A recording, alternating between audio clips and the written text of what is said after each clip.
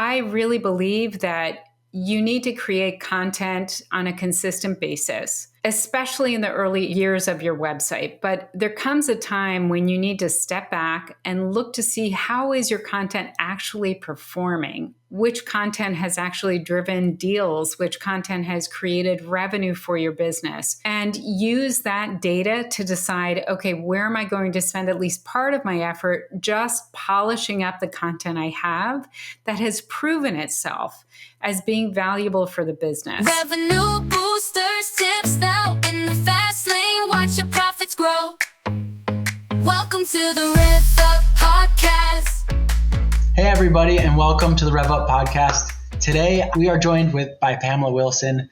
Pamela is the CMO at DCS. DCS provides dental revenue cycle management services to dental offices all over. They're really incredible because they've been a 5-time Inc. 5000 winner. And over the last year, that's 100% with organic channels. Really fascinating to grow that fast with no paid. So I'm excited to talk to Pamela today about how she did that. Pamela, excited to see you. Happy Friday. Happy Friday. I cannot wait for this conversation. I've been looking forward to it since you and I spoke initially. So we've got a lot of really great stuff to dive into. Totally. Do you have any big weekend plans? I know it's a Friday, so... Yeah, well, it's funny you ask on this particular weekend because I normally do not work on weekends, but I have had this big customer journey project I'm working on. So I'm going to be working this weekend to just tie up the final issues with that project and get it ready to go next week. So we're trying to improve our customer journey over the initial 90 to 100 days that customers sign on with us so that they are just basically delighted from day one. And we continue to keep them in that state throughout the first 100 days or so that they're with us. And then on from there, obviously. I mean, that sounds exciting, but also difficult. I mean, customer journeys can be very tedious to go through step by step. What are they thinking about? What do they actually do? What do they do next? But I feel like they're every time so insightful. What is actually happening? Where are the gaps in our journey that we can smooth over? What are you finding?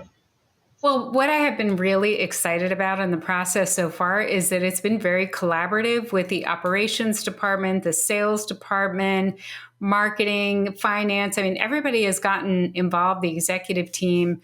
And so it's really been a cross-departmental effort. And that's so important because whatever we come up with has to be deployed cross-departmentally, right? So to have everyone involved from the very beginning and really committed to getting this, I've been calling it the customer journey upgrade because I truly believe that's what it is. We already have a customer journey, and what we're trying to do is upgrade it and just make it elevated and make it more memorable and just take we call them client partners. So new client partners, and treat them like we just cannot wait to help them grow their businesses because that's what our business does. Our business grows their business. Totally. I remember many times I've gone through that exercise. You write a few stages and you look between two steps and say, whoa, there's a big gap here of things that they're doing off our platform or out of touch or out of sync with us, unsupported. What was the biggest realization you had as you've been mapping that journey? I think the biggest thing for us, the biggest challenge is that some of what we do involves delivering equipment to customers. So it's what can we do to keep the excitement high during that stage when they're getting equipment delivered, they're getting equipment installed, they're, talking to our IT department and making sure that technically everything is working, which, I mean, that's just not super exciting, right? So it's what can we do during that stage while they're in the setup phase to just keep them engaged and excited about what's to come, because all the good stuff happens downstream from that, but those issues have to be taken care of at the very beginning. So that's been challenge number one, but I think we figured it out. I'm pretty excited about what we have planned and what we've got in store. It's when you write it out and you think about the emotional journey people go through throughout that journey, and you find those troughs, it's so obvious what you could start to do to smooth them out. And I don't even need to ask what the examples are. As you know that that's where the trough is, you could say, okay, let's send fun emails. Let's have them do some fun things. Let's show them some value in some unique way. And just by doing the exercise and map it out is such a valuable thing to do to improve the emotional journey as they go through it to smooth out those troughs. Incredible. Absolutely. And, one of the core things, if people want one small tip that we've come up with, is that if we can capture what the customer's goals are and what their challenges are from the very beginning of the process, and then remind them of those goals and those challenges and how we're here to help them solve them during that emotional trough, during that time when they're like, maybe a little bit of buyer's remorse has set in and they're wondering, ooh, did I make the right decision?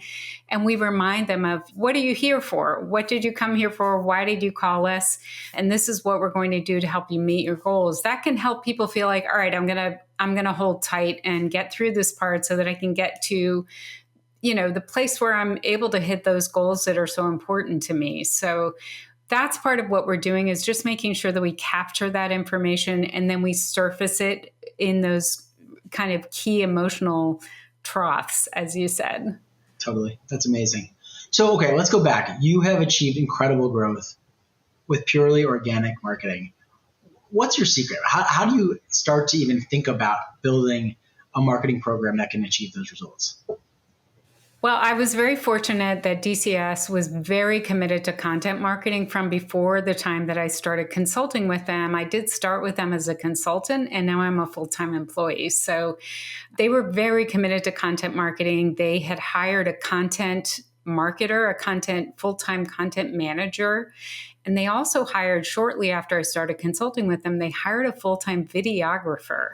Wow. It's kind of unheard of. I know. Unheard of. So they had that commitment, which made my job so much easier because I have a lot of experience with content marketing. So to have these two people on my team who that's their job, they are devoted to doing written and video content, it just made things so much easier because I wasn't having to patch that together. I had people who could work on that. So it's been more a matter of just guiding their work and nurturing their careers so that they can really fully step into their roles and operate at a really high level. So it made my job easier. Like I said, I know a lot about content marketing, but having the people to work with to get it all implemented was huge. And what we do basically is it's no big secret, really. We create written content, and that's kind of the basis for a lot of what we do. So we're doing a lot of research. We're pulling in subject matter experts and consulting with them to get that content written, because none of us in the marketing department have dental experience. So we're really counting on the subject matter expertise of the people. I mean, we sort of do now, I would say, but none of us came up in the dental industry.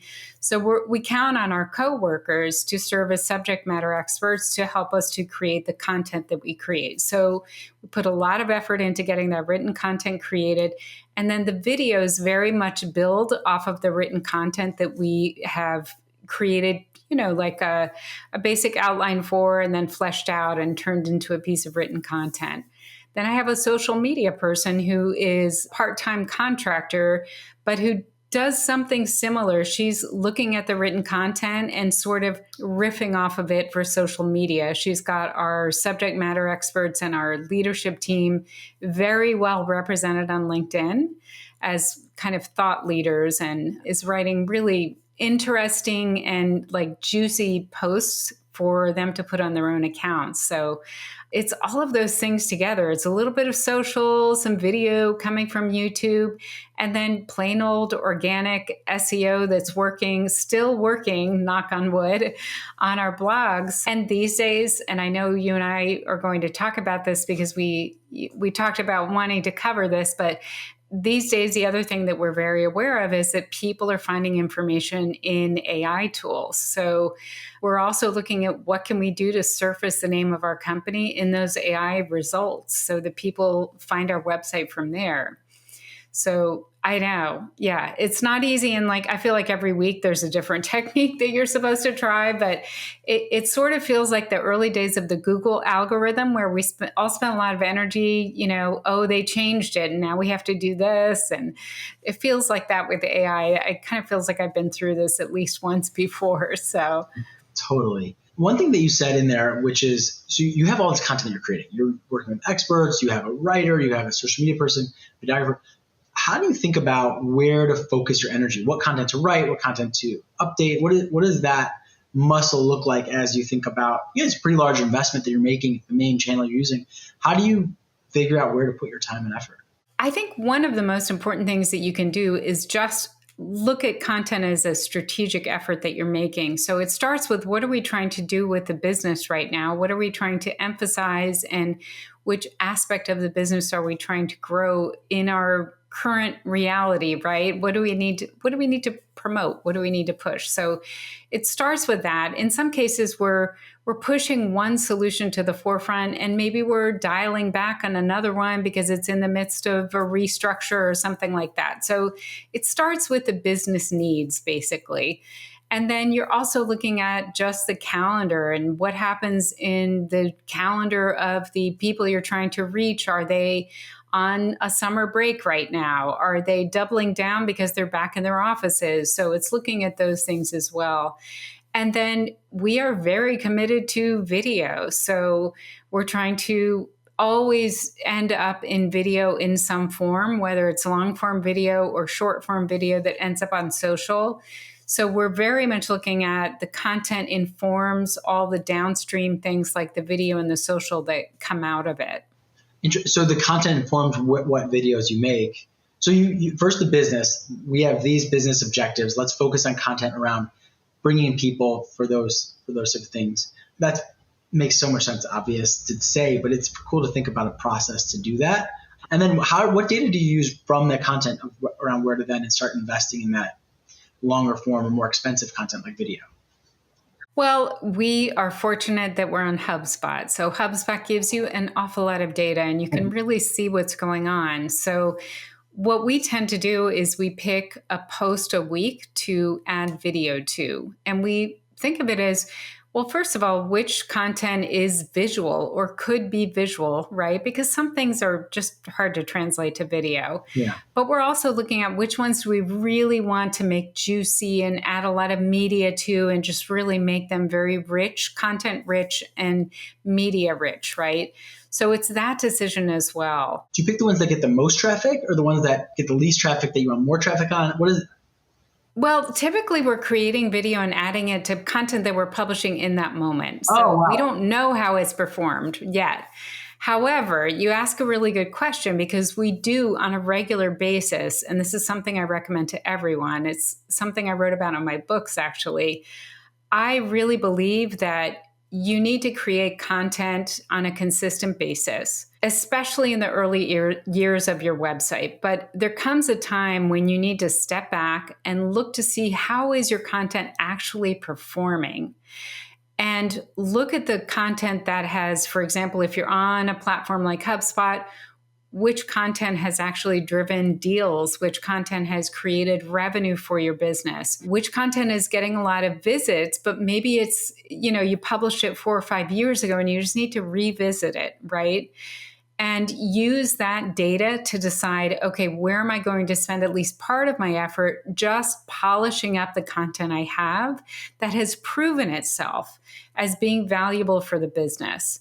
It's sort of like, where are the hidden gems that I need to, polish up and bring back to the surface? So we do spend a percentage of our time looking for that kind of content, like the hidden gems that we can bring up to the surface that we know will help the business.